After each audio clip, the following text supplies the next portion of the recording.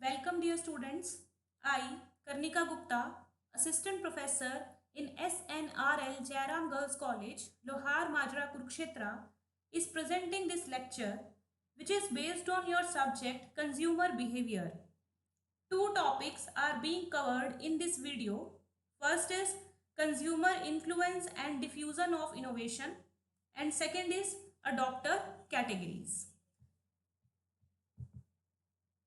These are the contents that are being covered in this video. The first topic that we will discuss is theory of diffusion. There are many new innovations being launched every day in the form of new products or services in the market. Regarding the same, diffusion of innovation is a theory formulated by Everett Rogers in 1962. This theory answers the following questions. To understand how innovation spread in the market, how, by whom, and when these innovations are being adopted, what are the factors that determine the success or failure of innovation, and how the rate of innovation can be increased. So, theory of innovation क्या है कि जब भी कोई new innovation या आप कह सकते हैं न्यू प्रोडक्ट सर्विस मार्केट में लॉन्च की जाती है तो मार्केटियर्स को ये समझना ज़रूरी है कि अपने न्यू प्रोडक्ट या न्यू इनोवेशन को कि नॉलेज को कि इन्फॉर्मेशन को वो कैसे कंज्यूमर्स तक पहुंचाए, उनको कैसे अवेयर करे, और उसे ये समझना ज़रूरी है कि क्या सभी कंज्यूमर्स जो आपकी नई इनोवेशन है उसको अडॉप्ट कर लेंगे, सक्सेस रेट इसमें कितना होगा, या फिर कौन सी स्ट्रैटेजीज को फॉलो करके मार्केटियर सक्सेस को अडॉप्ट कर सकते हैं। तो ये सब जो फैक्टर्स हैं वो कौन बताता है? थ्योरी ऑफ डिफ्यूजन बताता है। तो जो टॉपिक्स हम यहाँ पे कवर करने वाले हैं वो इन्हीं क्वेश्चन से अराइज होते हैं। जैसा कि आप देख सकते हैं जो 4 पॉइंट्स इस स्लाइड में लिखे गए हैं। First point is to understand how innovation spread in the market. तो स्प्रेड का मतलब ही डिफ्यूजन है, तो उसके लिए उनको कौन सा टॉपिक डील करना है? कंज्यूमर इनोवेशन का। इसी तरह से हमने लिखा है how, by whom and when these innovations are being adopted. इसके लिए जो टॉपिक है दैट इज अडॉप्टर कैटेगरीज। और उसके बाद कि आपको सक्सेस और फेलियर के फैक्टर्स को अगर डिटरमाइन करना है देन फैक्टर्स अफेक्टिंग। और लास्ट टॉपिक जो हम इसमें पढ़ेंगे वो है concept of failed diffusion and what strategies to follow by the marketers. Now firstly will discuss diffusion of innovation. So सबसे पहले मीनिंग समझ लेते हैं इनोवेशन का। The Oxford dictionary simply defines innovation as an action और process of innovating. An innovation may be a new thing or a new method of doing something. It may too involves modifications in the existing methods based upon technology. मतलब innovation कोई new thing या new method हो सकता है, या existing methods में भी अगर आप मॉडिफिकेशन करते हैं तो वो भी क्या हो सकता है? इनोवेशन हो सकता है। एंड डिफ्यूजन क्या है? Common meaning of diffusion is spreading of something more widely. Clear? Spreading of something more widely मतलब आप इनोवेशन की बात कर रहे हैं तो ऑब्वियसली डिफ्यूजन ऑफ थ्योरी क्या बोल रही है? Diffusion of innovation is about spreading the newness और modifications from business units to the consuming unit. तो जो तक जाएगी कंज्यूमिंग यूनिट तक जाएगी। बिजनेस यूनिट सोर्स है और कंज्यूमिंग यूनिट कौन है? जनरल पब्लिक या consumers in marketing parlance. Now ये तो जहाँ जनरल मीनिंग ऑफ इनोवेशन या डिफ्यूजन। मार्केटिंग में इनोवेशन का आप कैसे एक प्रॉपर मीनिंग अडॉप्ट कर सकते हैं? तो मार्केटियर के पर्सपेक्टिव के अकॉर्डिंग कुछ अप्रोचेस दी गई है जो इनोवेशंस को डिफाइन करती हैं। The first one is new to the world approach to innovation. ये अप्रोच क्या बोलती है कि ऐसे प्रोडक्ट्स जो new to the world products हैं that have never been created और introduced in the market before, वो प्रोडक्ट किस में आते हैं? New to the world approach में आते हैं। तो इस तरह की इनोवेशंस जो है बिल्कुल नई है पूरी दुनिया के लिए। तो हर इनोवेशन एक ना एक टाइम पे न्यू टू द वर्ल्ड ही होती है। फॉर एग्जाम्पल स्मार्टफोन्स एग्जिस्ट नहीं करते थे, लेकिन एक टाइम ऐसा था दुनिया को पता चला कि कोई ऐसा इंस्ट्रूमेंट भी है जो आपके हाथ में है और आप इजीली कम्युनिकेट कर सकते हैं, सबसे कनेक्ट कर सकते हैं। तो new to the world product. Second approach is product approach to innovation. Product approach क्या बोलती है? प्रोडक्ट अप्रोच कहती है कि अगर आप अपने एग्जिस्टिंग प्रोडक्ट्स में कुछ मॉडिफिकेशंस या इंप्रूवमेंट्स करते हैं, या आप न्यू प्रोडक्ट लाइंस को ऐड कर देते हैं, या फिर आप प्रोडक्ट रिपोजिशनिंग करते हैं, तो वो क्या है? न्यूनेस हो सकती है। किसके अकॉर्डिंग? प्रोडक्ट अप्रोच के अकॉर्डिंग। इसी तरह से है market approach to innovation. Market approach एक सिंपल अप्रोच है और ये बोलती है दैट अ पर्टिकुलर प्रोडक्ट में be new to a market but not new for the other market. एक मार्केट में ये नया हो सकता है लेकिन दूसरी मार्केट में जो इनोवेशन है वो न्यूनेस नहीं रखती है। अगर मैं यहाँ पे एग्जांपल लूँ तो Rafale is the best example in nowadays as India has purchase Rafale now. तो Rafale is new, Rafale technology is new for Indian market but not new to the other markets. इसी तरह से next approach है firm और company approach of innovation. ये approach बोलती है product में be new to a company but not new to the other company. तो एक कंपनी किसी तरह से डाइवर्सिफिकेशन करके दूसरे बिजनेस में जाती है या फिर कुछ प्रोडक्ट में आप नया प्रोड्यूस करना शुरू कर देते हो प्रोडक्ट, तो आपके लिए प्रोडक्ट नया है, उस पर्टिकुलर कंपनी के लिए प्रोडक्ट है लेकिन दूसरी कंपनी के लिए वो प्रोडक्ट या वो टेक्नोलॉजी न्यू नहीं है।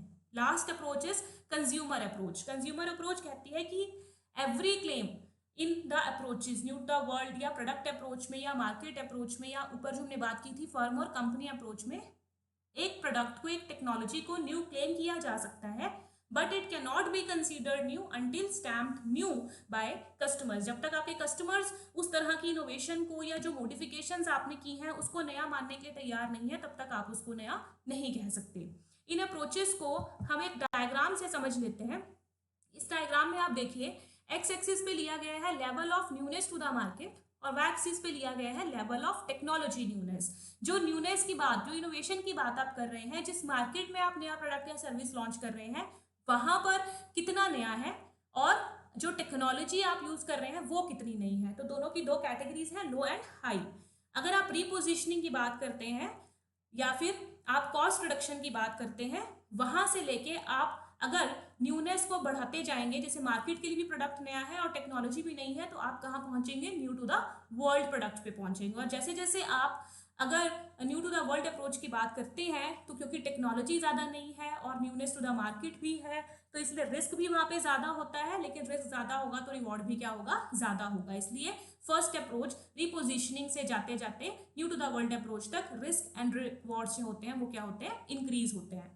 तो यहाँ तक जो पर्सपेक्टिव था, ये पर्सपेक्टिव था किसका, ये पर्सपेक्टिव था मार्केटियर का, जिसने कि डिफरेंट अप्रोचेस में इनोवेशन को देखा है। जैसे new to the world approach हमने पढ़ा है प्रोडक्ट अप्रोच, हमने पढ़ लिया इसमें कि आप फर्म और कंपनी अप्रोच की बात कर सकते हैं, मार्केट अप्रोच की बात कर सकते हैं, कंज्यूमर अप्रोच की बात कर सकते हैं। लेकिन जो कंज्यूमर अप्रोच है उसमें कुछ और भी ढंग है इनोवेशंस को देखने का। तो इनोवेशंस मार्केटिंग में कंज्यूमर पर्सपेक्टिव से क्या है आप इस डायग्राम से समझ सकते हैं।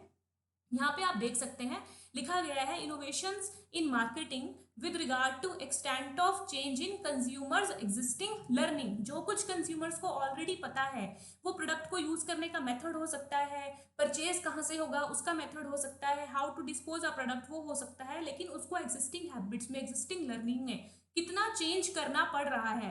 तो जितना चेंज उसको करना पड़ रहा है अपनी एग्जिस्टिंग हैबिट में, वो कम है या वो ज्यादा है, उसके अकॉर्डिंग आप इनोवेशंस को 3 पार्ट्स में कैटेगराइज कर सकते हो। First is continuous innovation, second is dynamically continuous innovation and third is discontinuous innovation. तो what is continuous innovation? Continuous innovation है जिसमें कि आपकी कोई न्यू लर्निंग नहीं है। दैट मीन्स कि अगर कुछ मॉडिफिकेशंस हुई भी है प्रोडक्ट में, दे आर सो मिनिमल कि प्रोडक्ट को यूज करने का वो तरीका सेम है, आपको अपनी किसी भी तरह की हैबिट में कोई चेंज नहीं करना है एज कंज्यूमर्स। और डिसकॉन्टिन्यूस इनोवेशन क्या है, जिसमें प्रोडक्ट आपके लिए बिल्कुल नया है, टेक्नोलॉजी बिल्कुल नहीं है, तो आपको कुछ नया लर्न करना पड़ेगा, नए कंजम्पशन पैटर्न्स को इवॉल्व करना पड़ेगा। और डायनेमिकली कॉन्टिन्यूस इनके बीच में है, जहां पे नॉर्मल रूटीन में कुछ ना कुछ डिसरप्शन जो है वो कंज्यूमर की आ सकती है और आपको कुछ नया सीखना पड़ेगा, लेकिन वो टोटली न्यू लर्निंग नहीं होगी।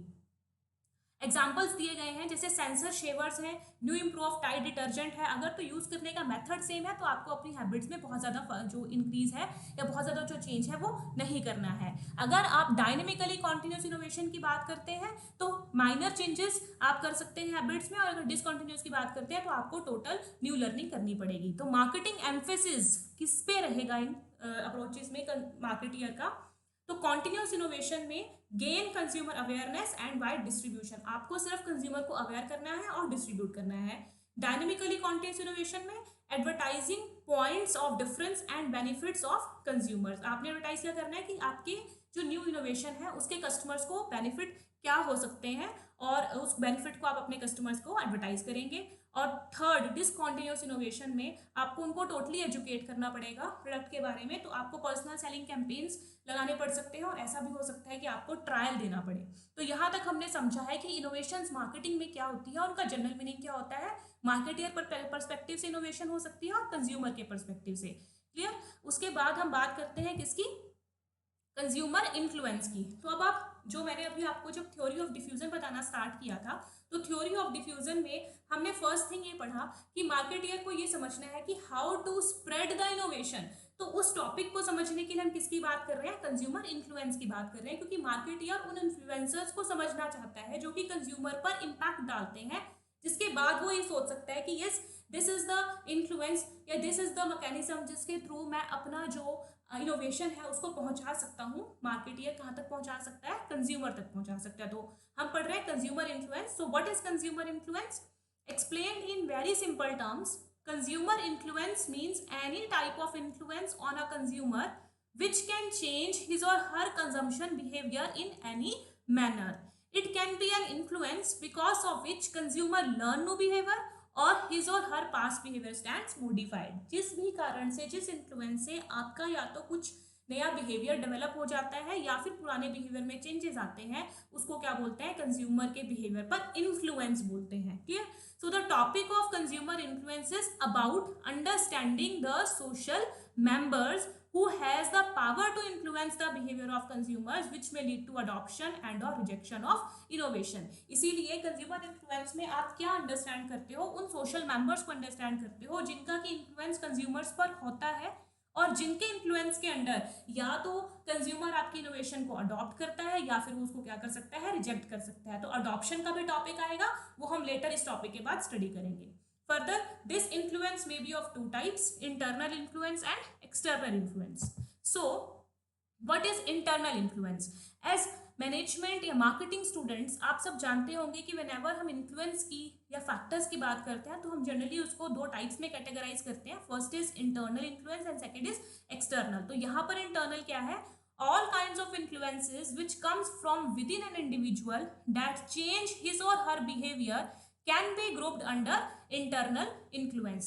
कोई भी ऐसा बिहेवियर हो गया आपका जिसकी वजह से आपके इंटरनल कुछ सिस्टम या कह सकते हैं आपकी lifestyle changes, way of thinking में चेंज होने की वजह से चेंज होता है, या आप खुद कैसे हैं, आपकी पर्सनालिटी कैसी है, उसके कारण कुछ चेंजेस होते हैं, तो वो किस में आता है, इंटरनल इन्फ्लुएंस में आता है। तो all kind of demographic, personal और साइकोलॉजिकल जो इन्फ्लुएंसर्स हैं वो किस में आते हैं, वो आते हैं इंटरनल कैटेगरीज में।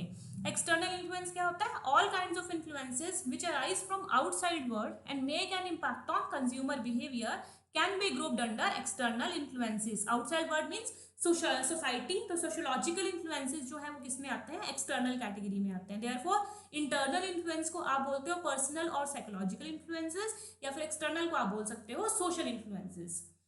The influencers act as channels through which innovation is communicated among the members of a social system। ये जो influencers है ना, जो हम बात कर रहे हैं, ये चैनल मेंबर्स की तरह एक्ट करते हैं जिनके थ्रू इनोवेशन को कम्युनिकेट किया जाता है, कहाँ पर, अपने कस्टमर्स तक। So understanding of influencers of consumer behaviour is an important aspect of marketing study. तो जब ये इंपॉर्टेंट है तो हम एक ग्लांस में इसको समझ लेते हैं कि कंज्यूमर इन्फ्लुएंसेस दो टाइप के हो गए, कौन कौन से, अभी हमने पढ़ा internal influences and external influences. External influences में एक कैटेगरी है सोशियोलॉजिकल इन्फ्लुएंसेस, और यही मेन इंपॉर्टेंट है मार्केटियर के पर्सपेक्टिव से समझने के लिए। और इंटरनल इन्फ्लुएंसेस में दो कैटेगरीज हैं, personal influencers and psychological influencers.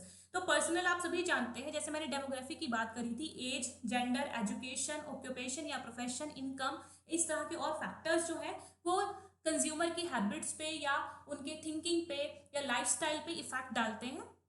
दूसरे psychological influences, motivation, learning, perception, attitude, self concept and personality, ये भी कहीं ना कहीं इन्फ्लुएंसर्स हैं। पर इस वीडियो में हम इनको ब्रॉडली नहीं स्टडी कर रहे हैं क्योंकि आपके सिलेबस का पार्ट है ऑलरेडी, और डिफरेंट वीडियोस में आप ये टॉपिक्स जो है वो कर चुके होंगे। एक्सटर्नल इन्फ्लुएंसर्स की अगर हम बात करते हैं तो मेरा यहाँ पे जो मुद्दा है, मेन चैनल मेंबर जिसकी हम बात कर रहे थे, वो किसका है, एक्सटर्नल इन्फ्लुएंसर्स का है, इनोवेशन के टाइम पे। तो एक्सटर्नल में सबसे पहले जब हम खुद से निकल के बाहर बात करें तो किसकी बात करेंगे, फैमिली की। आपका फैमिली टाइप कैसा है, फैमिली स्ट्रक्चर कैसा है, ज्वाइंट फैमिली है, न्यूक्लियर है, वो इम्पैक्ट डालती है। सेकेंड, रेफरेंस ग्रुप की बात करें तो फ्रेंड्स हो गए, पियर्स हो गए, वो इम्पैक्ट करते हैं। थर्ड, अगर हम बात करें ओपिनियन लीडर्स की, तो ओपिनियन लीडर्स की ही मैक्सिमम बात इनोवेशन में की जाती है, क्योंकि ओपिनियन लीडर्स वो है जो कि आपके बिहेवियर को बहुत ज़्यादा इन्फ्लुएंस करने की पावर रखते हैं। ओपिनियन लीडर्स पॉलिटिशियंस हो सकते हैं, फिल्म स्टार्स हो सकते हैं, बिजनेसमैन हो सकते हैं, डिफरेंट, जैसे आप एडवर्टाइजिंग्स में देखते हैं, डिफरेंट एडवर्टीजमेंट्स में फिल्म स्टार्स को यूज़ किया जाता है, तो वो फिल्म स्टार्स या पॉलिटिशियंस या जिनको भी आप एडवर्टाइजमेंट यूज़ कर रहे हैं, वो किसका काम करते हैं, ओपिनियन लीडर्स का काम करते हैं। एक सोशोलॉजिकल इन्फ्लुएंसर है मार्केट मेवंस। मार्केट मेवंस इंडिविजुअल्स होते हैं जो कि कुछ स्पेशलाइज होते हैं पर्टिकुलर एस्पेक्ट्स पे, और एक्सपर्टीज होती है उनकी कुछ एरियाज में। तो ये मार्केट इन्फॉर्मेशन को गैदर करते हैं और पार्टीज या कंज्यूमर्स जो है इनसे इन्फॉर्मेशन को सीख कर सकते हैं। फॉर एग्जांपल, अगर मैं अपनी बात कर सकती हूँ तो मान लीजिए शेयर मार्केट की इतनी ज़्यादा नॉलेज जो एक कॉमन मैन को नहीं होगी, तो जो शेयर मार्केट एक्सपर्ट है उसके साथ बात करके हम शेयर मार्केट में जो इन्वेस्टमेंट करते हैं तो उसके डिसीजंस लेना चाहेंगे। तो उस पर्सन्स को जो कि हमें हेल्प करेगा या हमें इन्फ्लुएंस करेगा, हमें सही डिसीजन बताएगा, उसको क्या बोलते हैं, मार्केट मेवंस बोलते हैं। एक है कल्चर एंड सब कल्चर। तो आपके वैल्यू सिस्टम्स, बिलीव्स, ये सभी किस में लिए जाते हैं, कल्चर एंड सब कल्चर्स में लिए जाते हैं। और ये सभी कंज्यूमर्स इन्फ्लुएंसर्स हैं, और ये सारे चैनल मेंबर्स भी हैं एक तरह से, जो कि कम्युनिकेशन में हेल्प करते हैं मार्केटियर की, ताकि इनोवेशन की डिफ्यूजन में हेल्प हो सके। तो कंज्यूमर इन्फ्लुएंसेस आपने पढ़ा, किस वजह से हम इसको टॉपिक को स्टडी कर रहे हैं, क्योंकि हम ये जानना चाहते हैं कि कम्युनिकेशन में कितने हेल्पफुल हैं। कम्युनिकेशन का मतलब जो भी बात हमने की थी, बिजनेस यूनिट ने कंज्यूमिंग यूनिट तक अपनी इनोवेशन को पहुंचाना है। अब जब कंज्यूमिंग यूनिट तक वो बात जाएगी तो सेकेंड एस्पेक्ट क्या अराइज होता है, किस चीज़ का अराइज होता है, जो हम पढ़ेंगे अभी, अडॉप्शन का। ठीक, अडॉप्शन एंड अडॉप्टर। तो आपके सिलेबस में है अडॉप्टर कैटेगरीज, जो इसके बाद हम स्टडी करेंगे when you will able to understand this meaning कि अडॉप्शन क्या है और अडॉप्टर क्या है। तो what is adoption? Adoption can be defined as how quickly would the product newness or modifications will be accepted by the target market and consumers। कितनी जल्दी जो इनोवेशन डिफ्यूज की गई है, मार्केट में स्प्रेड की गई है, उसको अडॉप्ट कर लेते हैं consumers. It involves a consumer decision to accept और रिजेक्ट अ न्यू इनोवेशन। तो अडॉप्शन डजंट मीन कि सिर्फ अडॉप्शन ही है, it may be on rejection point also, जिसके रीजन हो सकते हैं वो भी हम आगे वीडियो में कवर करेंगे। अडॉप्टर कौन है? The consumers who accept the change is called the adopter in marketing terminology. So now the question arises, can all consumers adopt changes easily or do they all be called adopters? तो answer क्या है? नहीं, सभी लोग एक तरह से एक जैसी टेक्नोलॉजी को इकट्ठा अडॉप्ट नहीं करते हैं और सभी को हम अडॉप्टर नहीं बोलते हैं। So a concept of adopter categories arises, जो हम पढ़ने वाले हैं, जो आपके सिलेबस में गिवन है, किसका कॉन्सेप्ट अराइज होता है? अडॉप्टर कैटेगरीज का। तो ये कॉन्सेप्ट क्या बोलता है? ये कॉन्सेप्ट कहता है कि सभी के सभी कस्टमर्स एक जैसा बिहेव नहीं करते हैं और टेक्नोलॉजी या न्यूनेस को वो एक तरह से एक जैसा रिस्पॉन्ड नहीं करते हैं। तो जब उनकी कैटेगरीज डिफरेंट डिफरेंट है तो उन कैटेगरीज को हम क्या बोलते हैं? अडॉप्टर कैटेगरीज बोलते हैं। तो ये कैटेगरीज भी एवरेट रोजर्स ने दी थी, जिन्होंने की थ्योरी ऑफ डिफ्यूजन को दिया था उसी बुक में, डिफ्यूजन ऑफ इनोवेशंस इन 1962। तो ये थ्योरी क्या बोलती है? As per theory of diffusion, the innovative products when launched in the market can be adopted by 5 different categories of customers. Each of these categories of customers involves people with different personality traits.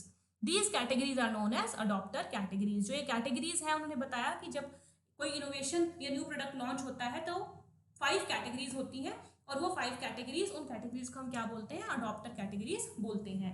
तो आप देखिए कि यहाँ पर एक normal curve type diagram आपको नजर आ रहा होगा स्क्रीन पर, और इसमें 5 टाइप जो है या 5 कैटेगरीज जो है वो आपको नजर आ रही होंगी, जिसमें 5 कैटेगरीज हैं, उनका कुछ परसेंटेज भी साथ में लिखा गया है। If you will total out the percentage it will came out to be 100, और 100 में से उन 5 कैटेगरीज का जितना शेयर है वो यहाँ पे मेंशन किया गया है, जो कि उनकी करेक्टरिस्टिक का पार्ट है, जो हम नेक्स्ट अभी प्रोफाइल में पढ़ने वाले हैं। तो हम समझते हैं फर्स्ट कैटेगरी क्या है। फर्स्ट कैटेगरी थी इनोवेटर्स। इनोवेटर्स कौन होते हैं? इनोवेटर्स 2.5% है पॉपुलेशन का, रोजर्स ने बताया। और ये कौन लोग हैं? जैसा कि नाम से क्लियर हो रहा है कि इनोवेटर्स जो है रिस्क लेने के लिए तैयार रहते हैं, और जिस भी काइंड की इनोवेशन या कोई नया प्रोडक्ट, नई टेक्नोलॉजी मार्केट में आती है, ये लोग उसको फर्स्टली ट्राई करते हैं। Very eager to try new ideas, therefore third point में लिखा गया है कि ये नए आइडियाज को ट्राई करने के लिए बहुत ही उत्सुक रहते हैं, टेक्नोलॉजी को अच्छे से इजीली अडॉप्ट कर लेते हैं। उनका सोशल स्टेटस हाई है, और फाइनेंशियली भी ये लोग कौन होते हैं? स्ट्रॉन्ग होते हैं, सोशली ओरिएंटेड पीपल होते हैं, और दूसरे इनोवेटर्स के साथ इनकी इंटरेक्शन भी होती है। इनोवेटर्स का जो प्रोफाइल है वो कहता है रिस्क ले सकते हैं ऐसे लोग, नए आइडियाज इनको अच्छे लगते हैं, और टेक्नोलॉजीज को अडॉप्ट करने में इनको ज़्यादा टाइम नहीं लगता। अगर डेमोग्राफिकली देखा जाए तो सोशल स्टेटस इनका हाई है, और फाइनेंशियली भी क्या होते हैं? ये लोग स्ट्रॉन्ग होते हैं। अब ये लोग, जैसे मैं आपको एग्जांपल दूं अगर, तो कई स्टूडेंट्स हैं मेरे जिनको कि हम देखते हैं तो उनको गेमिंग बहुत पसंद है, they are the passionate gamers. तो जैसे ही कोई नई गेम लॉन्च होती है या उन्हें पता चलता है उसके बारे में, तो वो क्या करते हैं? उसको डाउनलोड करके वो प्ले ज़रूर करते हैं। फॉर एग्जाम्पल कोई भी, जैसे कैंडी क्रश है या और तरह की गेम्स बहुत सारी हैं, तो वो लोग कौन हो सकते हैं? वो हो सकते हैं इनोवेटर्स। सेकेंड कैटेगरी है अर्ली अडॉप्टर्स, यानी कि इनोवेशंस के बाद एक कैटेगरी आती है, लेकिन ये कैटेगरी अर्ली अडॉप्टर्स की जो कैटेगरी है इनोवेटर्स के बाद आती है, लेकिन ये इनोवेटर्स की तरह ही थोड़ा जल्दी ही जो नई टेक्नोलॉजी या प्रोडक्ट है उसको अडॉप्ट कर लेते हैं। तो according to Rogers 13.5% of population जो है वो अडॉप्टर्स की है। इनका स्टेटस भी हाई है और फाइनेंशियली ये साउंड होते हैं। More integrated in local social system people है, डिस्क्रीट होते हैं अपनी अडॉप्शन चॉइसेस में, और ये चेक थोड़ा सा देखते हैं कुछ आइडिया को अडॉप्ट करने से पहले। Highest number of opinion seekers and role model, जो पीपल दूसरों के लिए जो रोल मॉडल या ओपिनियन लीडर्स बनते हैं ना, चैनल मेंबर्स बनते हैं, उसमें सबसे ज्यादा लोग कौन से होते हैं? अर्ली अडॉप्टर्स होते हैं। इस कैटेगरी के पीपल होते हैं जिनको कि मार्केटियर्स भी अपने कैंपेन्स में शामिल कर सकता है या ले सकता है। थर्ड कैटेगरी हमारे पास है अर्ली मेजॉरिटी। तो दो कैटेगरी अभी पीछे हमने पढ़ी, innovators and early adopters. Third category जो मिडिल कैटेगरी है वो है अर्ली मेजॉरिटी। अर्ली मेजॉरिटी 34% है पॉपुलेशन का। इनको एवरेज टाइम से थोड़ा सा कम टाइम लगता है किसी भी इनोवेशन को अडॉप्ट करने में, लेकिन वो टाइम इनोवेटर्स और अर्ली अडॉप्टर से ज्यादा होता है। इनका सोशल स्टेटस एवरेज है, और ये सोच समझ के डिसीजन लेते हैं, डेलिब्रेट लोग होते हैं, और ओपिनियन लीडरशिप इनका क्या है? मीडियोकर है, क्योंकि इन्होंने थोड़ा देर बाद इनोवेशन को अडॉप्ट किया, लेकिन जब इसके बाद जो लोग इनोवेशन अडॉप्ट करने वाले हैं उनके लिए ये ओपिनियन लीडर्स का काम कर सकते हैं। फोर्थ कैटेगरी है लेट मेजॉरिटी। तो जैसा कि नाम से क्लियर हो रहा है, ये लोग अभी फोर्थ नंबर पे, फोर्थ कैटेगरी में आए हैं, किसके लिए? इनोवेशन को अडॉप्ट करने के लिए। तो ये भी 34% है पॉपुलेशन में, और ये एवरेज टाइम से ज्यादा टाइम लगाते हैं इनोवेशन को अडॉप्ट करने में। क्यों लगाते हैं? क्योंकि थर्ड पॉइंट देखिए लिखा हुआ है हाई डिग्री ऑफ सेप्टिज्म, थोड़े से सेप्टिक यानी कि डाउटफुल रहते हैं किस चीज को लेके? नई टेक्नोलॉजी को लेके। और एवरेज जो बिलो स्टेटस है इनका सोशल स्टेटस होता है, फाइनेंशियली लोग ज्यादा साउंड नहीं है, और ये लिटल ओपिनियन लीडरशिप इनकी होती है, क्योंकि इतना देर बाद यूज कर रहे हैं तो ओपिनियन लीडरशिप इनकी ज्यादा नहीं होती मार्केट में। उसके बाद जो लास्ट कैटेगरी है वो है हमारे पास लैगर्ड्स। तो लैगर्ड्स जो कैटेगरी है वो 16% है पॉपुलेशन का, और ये सबसे लास्ट कैटेगरी है जो कि इनोवेशन को अडॉप्ट करती है। ये ट्रेडिशन पे ज़्यादा फोकस करते हैं और अपने पास्ट से ओरिएंटेड रहते हैं। ये बिल्कुल सस्पिशियस होते हैं नई टेक्नोलॉजी को लेके, और इनका सोशल स्टेटस बिल्कुल लो होता है, फाइनेंशियली भी ज़्यादा साउंड नहीं होते। अडॉप्टर कैटेगरी, जिसमें हम 5 कैटेगरीज पढ़ रहे हैं, सबसे पुराने जो लोग देखे गए थे जो सबसे देर में टेक्नोलॉजी को यूज करेंगे वही थे जिनको कि लैगर्ड्स बोला गया है। ये अपनी फैमिली और क्लोज फ्रेंड के साथ भी कंटेक्ट में रहते हैं, क्योंकि ये कैटेगरी सबसे लास्ट है जो इनोवेशंस को अडॉप्ट कर रही है, तो इनकी कोई ओपिनियन लीडरशिप नहीं होती है। तो ये वो कैटेगरी है जिनके पास कोई और ऑल्टरनेटिव नहीं बचा है, क्योंकि जो इनोवेशन थी वो अब एक नॉर्म बन चुकी है सोसाइटी का, और उनको उसको अडॉप्ट करना ही पड़ेगा। मैं फिर से एग्जांपल स्मार्टफोन्स का दूंगी, जो कि सोसाइटी में नॉर्म बन चुके हैं। आज के टाइम में अगर आपको अपनी सोसाइटी से जुड़ के रहना है तो स्मार्टफोन इज मस्ट। तो स्मार्टफोन अब सबके पास है, लेकिन कुछ ऐसे लोग थे जिन्होंने मार्केट में आते ही परचेज किया था, दे वाज इनोवेटर्स, और अब धीरे धीरे सबके पास है। जो लास्ट में उस टेक्नोलॉजी को अडॉप्ट कर रहे हैं वो कौन है? लैगर्ड्स हैं। तो ये 5 कैटेगरीज हमने अडॉप्टर कैटेगरीज पढ़ी है। The first category is innovators, second है अर्ली अडॉप्टर्स, थर्ड है early majority, then late majority, और फिफ्थ वन इज लैगर्ड्स। उसके बाद हम अगले टॉपिक की बात करते हैं। यहाँ तक हमने कर लिया कंज्यूमर इन्फ्लुएंस था। इन्फ्लुएंसर को क्यों पढ़ना था? क्योंकि आपने किसको समझना था कि डिफ्यूजन में मेरे लिए चैनल मेंबर कौन होगा, हेल्प कौन करेगा, कंज्यूमर्स पे किसका इन्फ्लुएंस है, और उसके बाद उनकी अडॉप्शन कैसे आएगी। तो हर मार्केटियर ये चाहेगा कि डिफ्यूजन इजीली हो और अडॉप्शन रेट इंक्रीज हो, इसलिए उसे कुछ फैक्टर ध्यान रखने पड़ेंगे। तो फैक्टर कौन कौन से हैं जो हम यहाँ पे पढ़ेंगे? First is relative advantage. What is the relative advantage? The degree to which customers perceive a new product or service as superior to similar existing product. जो existing product है उनसे कितना better आप नई टेक्नोलॉजी को समझते हो, तो higher the relative advantage, जितना better आप समझोगे the faster would be the diffusion and adoption. Second is compatibility. Compatibility का मतलब होता है समन्वय. समन्वय मीन्स जो एक्चुअली मुझे पता है उससे कितना मिलता जुलता आइडिया है नया. तो अगर वो कुछ पुराने से रिलेटेड है तो मुझे अडॉप्ट करने में जल्दी मैं उसको अडॉप्ट कर लेती हूँ, ज़्यादा टाइम नहीं लगता है. लेकिन अगर आपका जो इनोवेशन है वो बिल्कुल नया, जैसे new to the world product की बात करी थी, तो वहाँ पर जो कंपैटिबिलिटी है वो ज़्यादा नहीं होती है, तो टाइम भी क्या लगता है डिफ्यूजन और अडॉप्शन में ज़्यादा लगता है. उसके बाद अगर हम नेक्स्ट फैक्टर की बात करते हैं तो वो है complexity. Complexity refers to how difficult or easy the product understanding, search, purchase and use of an innovation is. तो ये सारे पॉइंट्स आपने देखा होगा जब आप कंज्यूमर डिसीजन मेकिंग प्रोसेस पढ़ते हैं, तो इन्फॉर्मेशन सर्च की बात करते हैं, ऑल्टरनेटिव्स को कैसे कंज्यूमर्स जो है वो इवेल्युएट करेगा, उसके बाद वो कैसे ब्रांड्स को परचेज करते हैं, इन सब की बात करते हैं. तो अगर ये सारा प्रोसेस कॉम्प्लेक्स रहेगा तो अडॉप्शन में उसको टाइम लगेगा. लेकिन अगर आप इसको इजी बना देंगे तो अडॉप्शन क्या हो जाएगा, या डिफ्यूजन जो है वो जल्दी हो जाएगा. नेक्स्ट पॉइंट इज ट्रायलेबिलिटी और ट्राईएबिलिटी भी कई जगह आप इसको बोलते हैं. It is about the level of difficulty और ease with which the new product और innovation can be tested and tried. अगर ट्रायल्स मिलते रहते हैं और टेस्टिंग आप दे सकते हैं टाइम कस्टमर्स को, तो उसकी ट्राइबिलिटी के बाद जो रेट है अडॉप्शन का या डिफ्यूजन का वो इंक्रीज होगा, अदरवाइज इंक्रीज नहीं होगा. जैसे कि सॉफ्टवेयर वाली कंपनीज करती हैं, वो अपना सॉफ्टवेयर नहीं आपको फ्री में दे सकते, लेकिन वो स्टूडेंट वर्जन या ट्रायल वर्जन निकाल के सॉफ्टवेयर देते हैं, फिर आप उसको यूज करके उसके बाद आप जो है मेन वर्जन, उसका हाई वर्जन या एडवांस वर्जन जो है वो आप ऑर्डर कर सकते हैं. उससे उनका जो रेट ऑफ अडॉप्शन है वो क्या होता है, इंक्रीज होता है. उसके बाद नेक्स्ट फैक्टर है observability. It refers to the degree with which the benefits of innovation can be observed, imagined and perceived by a potential customer. मतलब आप उनको बेनिफिट्स बता रहे हो नई टेक्नोलॉजी के, लेकिन आपका कस्टमर उस बेनिफिट्स को कैसे समझ रहा है, कितने अच्छे से परसीव कर पा रहा है. तो जितना अच्छा ऑब्जर्वेबिलिटी होगी उतना ज़्यादा ही रेट होगा किसका, डिफ्यूजन का और अडॉप्शन का. The next factor is risk. तो अभी तक हमने जितने फैक्टर्स पढ़े हैं उनमें उनका हाई होना ज़्यादा जरूरी है ना, लेकिन रिस्क का लेवल अगर कम होगा तो रेट ऑफ अडॉप्शन या इनोवेशन जो होगा वो क्या होगा, इंक्रीज होगा. मार्केटिंग में हम रिस्क को 6 पार्ट्स में कैटेगराइज करते हैं. First is functional risk. ये क्या होता है, about the performance of product as expected. जैसा आपने प्रोडक्ट के बारे में सोचा ये परफॉर्म करेगा, क्या ये सच में वैसा परफॉर्म करेगा या नहीं करेगा. Second is physical risk. Any threat और डेंजर टू लाइफ. जैसे कि आपके सर्वाइवल के लिए अगर कोई प्रॉब्लम है, फॉर एग्जाम्पल स्मार्टफोन्स, मैंने फ़ोन परचेज कर लिया और अगर मुझे लगता है कि इसमें वॉइस क्लैरिटी नहीं है, या मैंने तो कैमरा की वजह से परचेज किया था लेकिन जैसा मैंने कैमरा की परफॉर्मेंस सोची थी वैसा नहीं हो रहा, तो that risk is functional risk. और फिजिकल रिस्क इज, जैसे आप लोग कई वीडियो देखते होंगे, मैंने भी 1-2 वीडियोस देखी है जिसमें दिखाया गया कि मोबाइल का चार्जर लगाया और चार्जर लगाने के बाद ब्लास्ट हो गया, जिससे कि बहुत ज़्यादा फिजिकल डैमेज हुआ.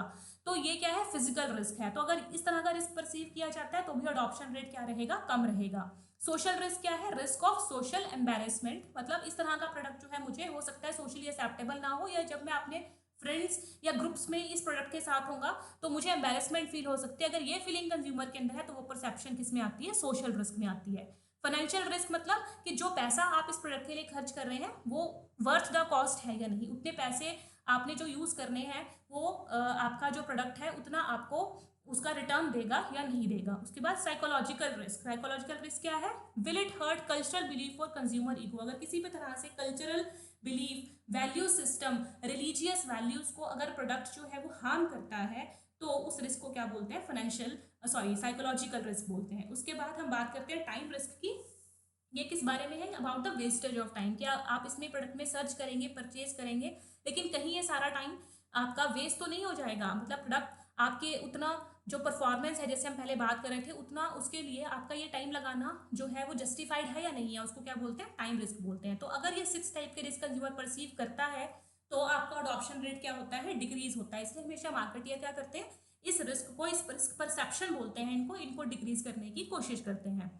उसके बाद जो फैक्टर है लास्ट वो है कंज्यूमर इन्फ्लुएंसेस, वही डायग्राम जो मैंने पहले आपको बताया था। तो all type of consumer influences जो है वो फैक्टर्स हैं जो कि डिफ्यूजन और अडॉप्शन के रेट को क्या करते हैं, इंपैक्ट करते हैं। इनको भी मार्केटियर को समझना जरूरी है। तो यहाँ तक हमने जो टॉपिक पढ़े वो था consumer influence, adoption and adopter category और factors affecting diffusion and adoption. Then this topic is failed diffusion.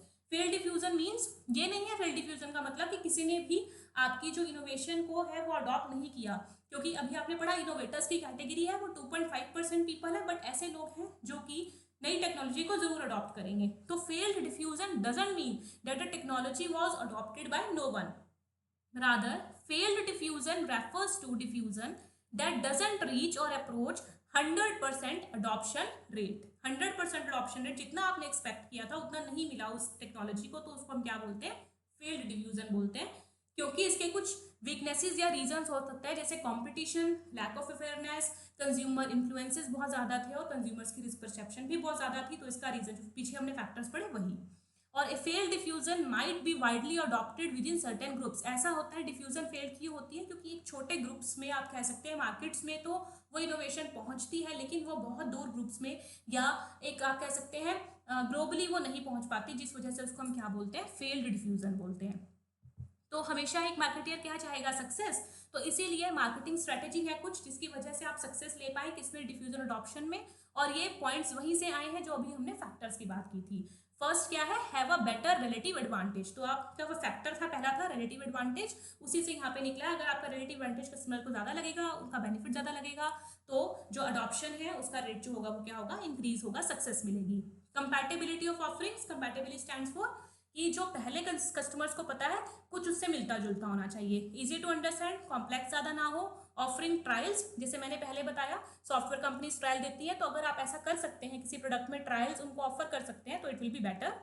Then easy observation of potential benefits, customer कितना परसीव करते हैं उस बेनिफिट्स को जो कि आप उनको बता रहे हैं नई नई टेक्नोलॉजी का। अगर उनको बेनिफिट ज्यादा लगते हैं, ऑब्जर्वेशन ज्यादा होती है, तो अडॉप्शन रेट भी बढ़ता है और मार्केटियर को सक्सेस मिलती है।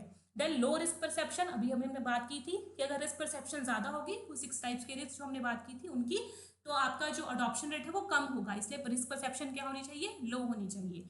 Identify diffusion innovators and early adopters, अभी जो हमने कैटेगरीज पढ़ी थी अडॉप्शन की, अडॉप्टर कैटेगरीज, उसमें इनोवेटर्स और अर्ली अडॉप्टर्स थे, वो किसका काम कर रहे थे, ओपिनियन लीडर्स का। तो इसलिए आप इनको आइडेंटिफाई करें ताकि ये कम्युनिकेट कर पाए, एज चैनल मेंबर एक्ट कर पाए। Then effective use of word of mouth communication, कैसे आप वर्ड ऑफ माउथ कम्युनिकेशन को एज मार्केटियर अपने लिए पॉजिटिव बनाए और उनका कैसे इफेक्टिव यूज करें, ये एक मार्केटियर को समझना जरूरी है।